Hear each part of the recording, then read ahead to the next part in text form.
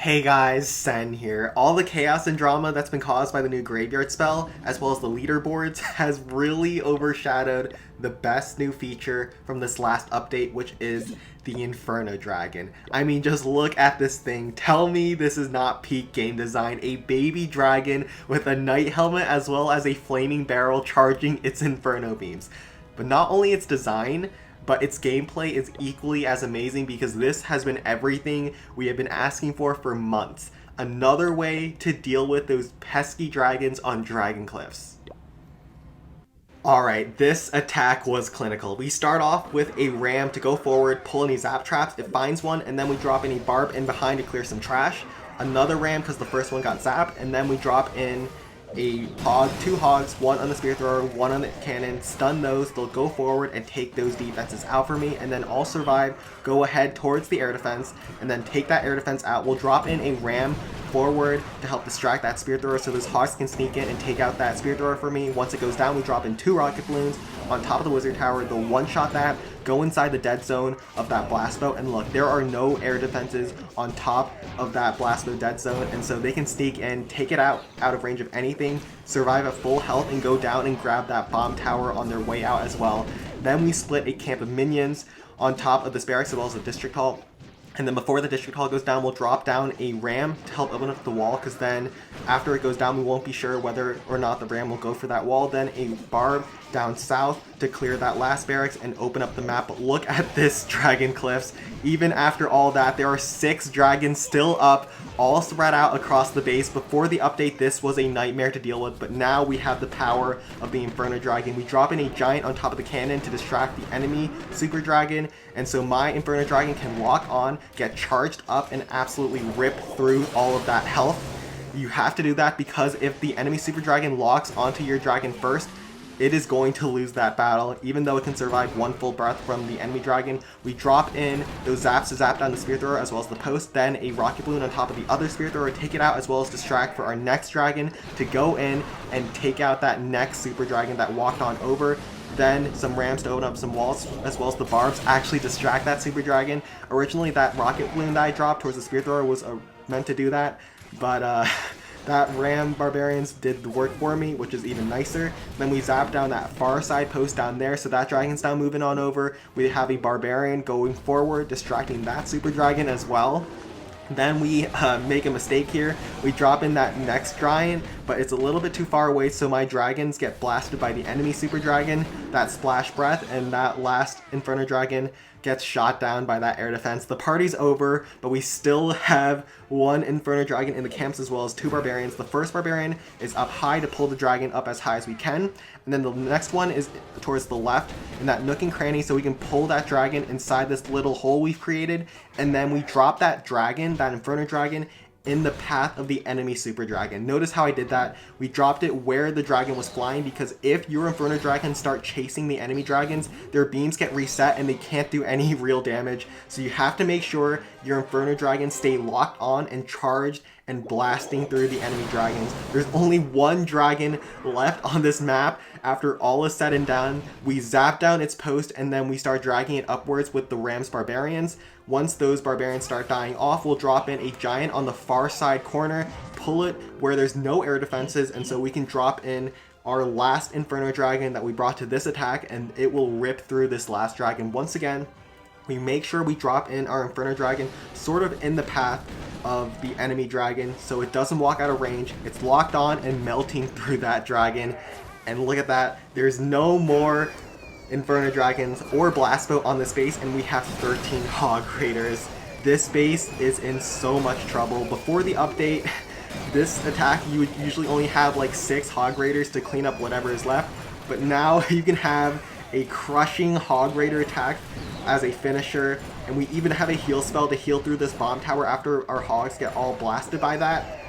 But man, this strategy is so much fun. I can't believe I'm saying this, but Dragon Cliffs has sort of become my favorite base to attack because it's the one base where the graveyard spam doesn't work.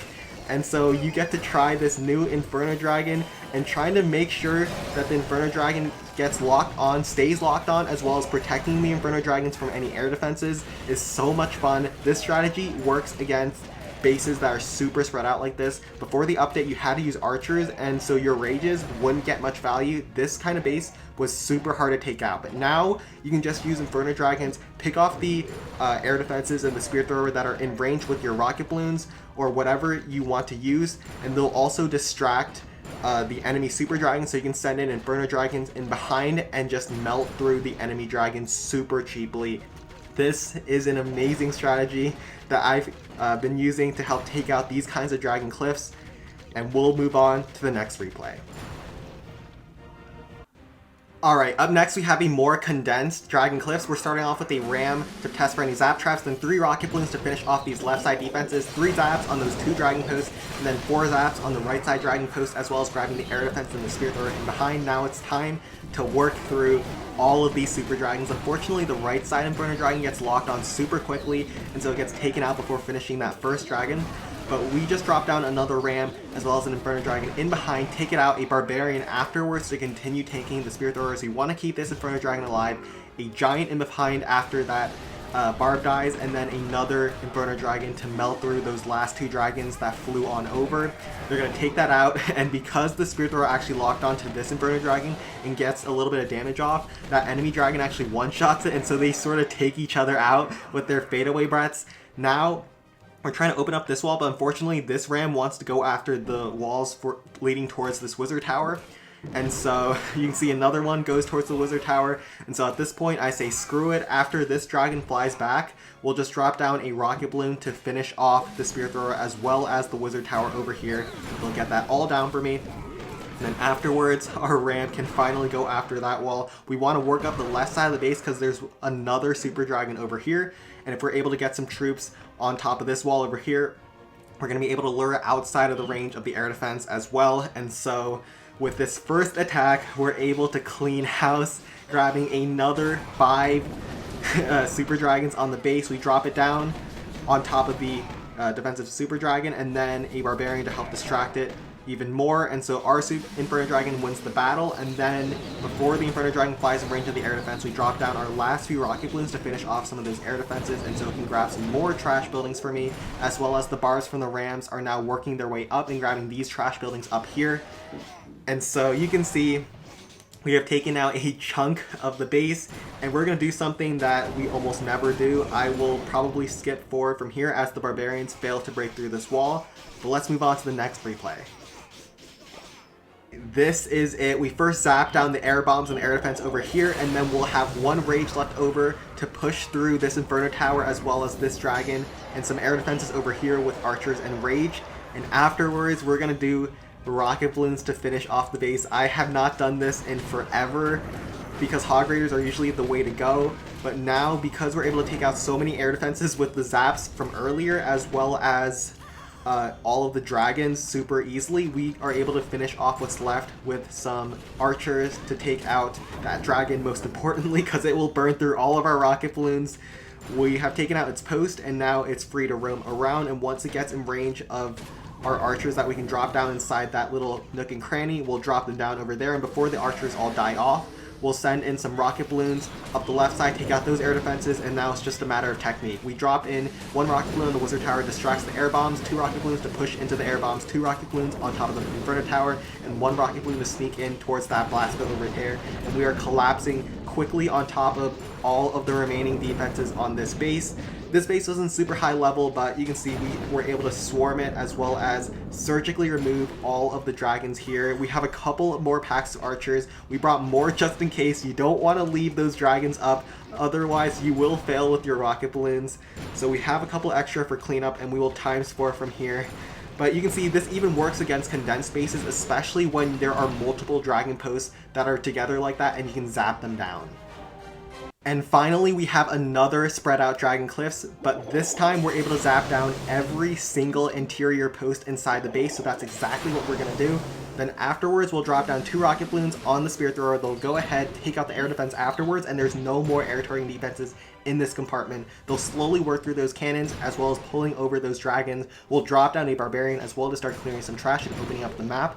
And once these dragons start getting distracted, we'll drop down our Inferno Dragons on top of them to try to work through their HP really fast. So one on this dragon and one on those dragons going over towards the barbarian. But you can see those dragons make a quick 180 and take out that poor Inferno dragon in under 2 seconds.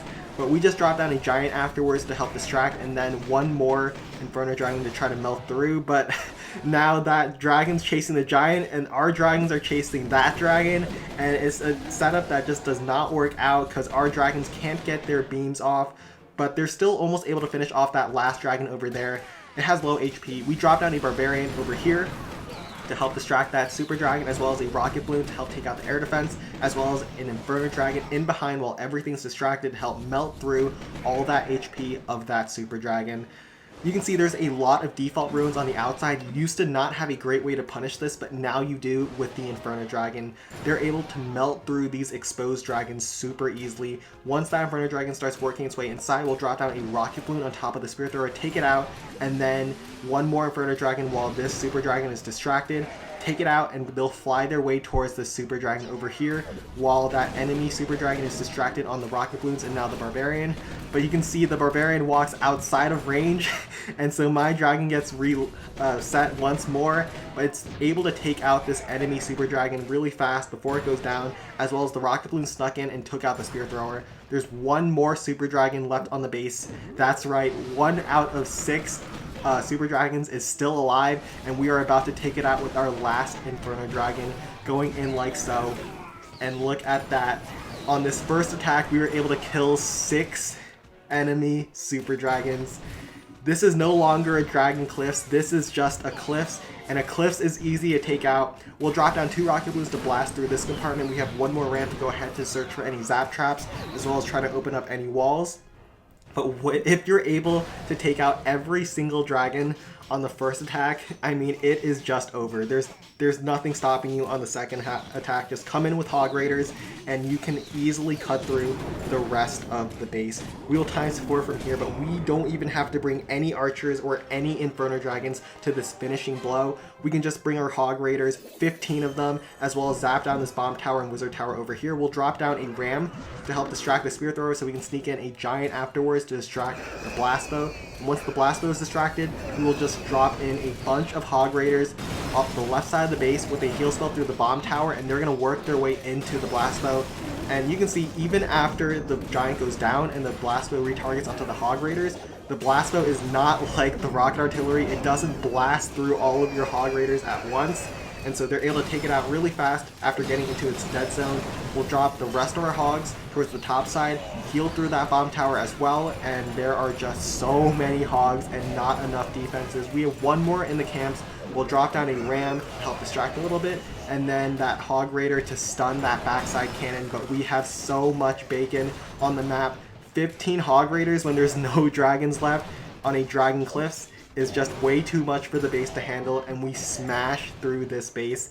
This is the counter that we have been looking for to the enemy super dragons. When the dragons are spread out inside the base, this strategy slaps. So there you have it. This has been how I've been dealing with Dragon Cliffs as of late. You aren't forced to use archers anymore if you don't want to, especially against bases that are super spread out and rages can't cover much anyways. Just use your Inferno dragons, give them some tanking, and they can melt through all that high HP from those dragons. They're tricky to make work, but once you learn how to use the Inferno dragons, they are so fun to use. But remember to join the Discord server if you haven't already, link down below, and like and subscribe if you enjoyed today's video. Take care.